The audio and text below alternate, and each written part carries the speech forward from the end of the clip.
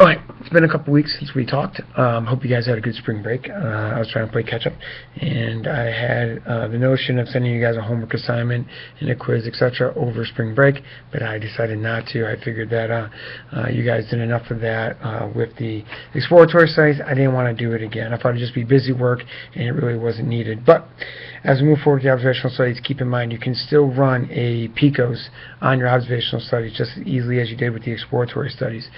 You can run your strobe just as easily as you ran the Prisma.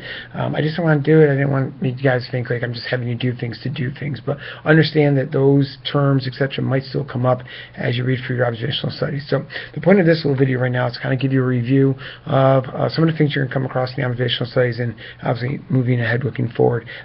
So a couple terms and a couple things you might want to know, which I didn't include in the lecture notes from last week. First thing is epidemiological studies are great in observational world. You're going to see a lot of those. I didn't really mention them because I didn't want to come off as being too medically inclined, too much of an athletic trainer. I was trying to keep my options broad and sort of be applicable to everyone taking this course. But keep in mind you're going to see a lot of epidemiological studies in the observational world, and they do fall in that category. Three terms you're probably going to come across relatively common in observational studies are relative risk, odds ratios, and hazard risk or hazard ratios. And they're very similar, but they just have slight differences.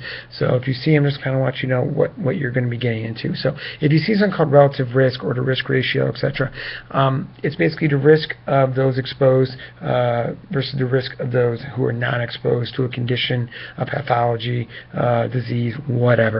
That's what it's comparing. Okay, it's a comparison of those two groups.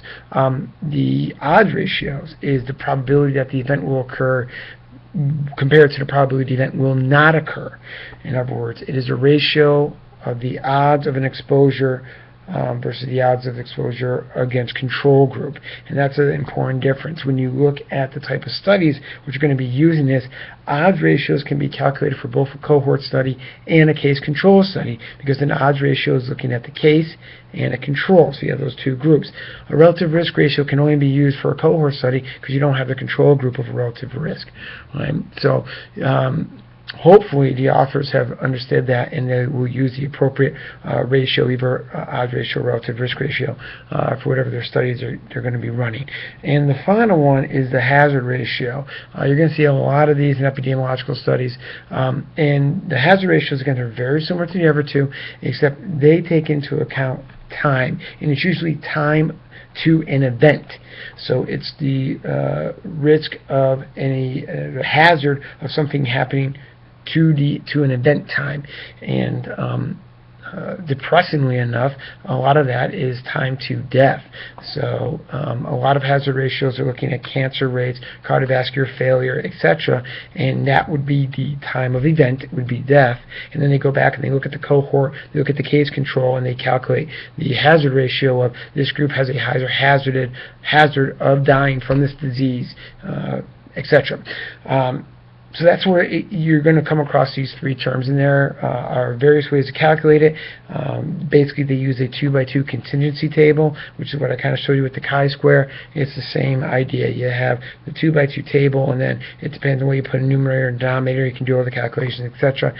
I don't want to bog you down with that, but if you are interested, plenty of studies out there and websites. Just Google odds ratio, relative risk, and hazard risk, and they'll talk to you all about it. But the one key thing to keep in mind when you talk about all three of those is the number 1.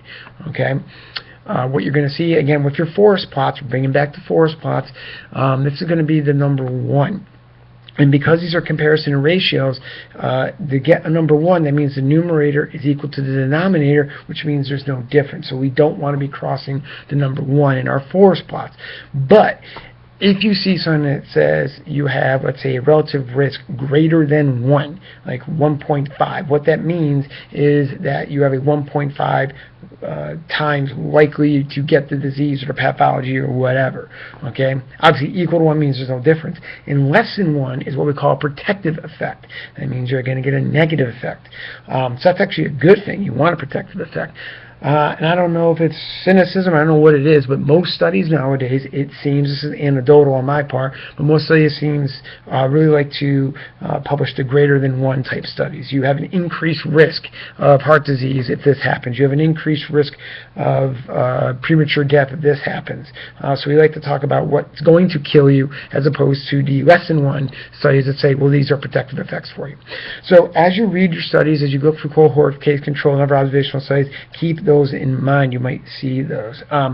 We talked about the chi-square last time. Also, keep in mind that you do regressions and correlations. I encourage you to go back a couple of units and read those 3 articles again. The last article is on regressions and correlations. Does a very good job of outlining it. Go back through and read that and review yourself. My one take-home point about correlations, remember, correlation does not equal causation.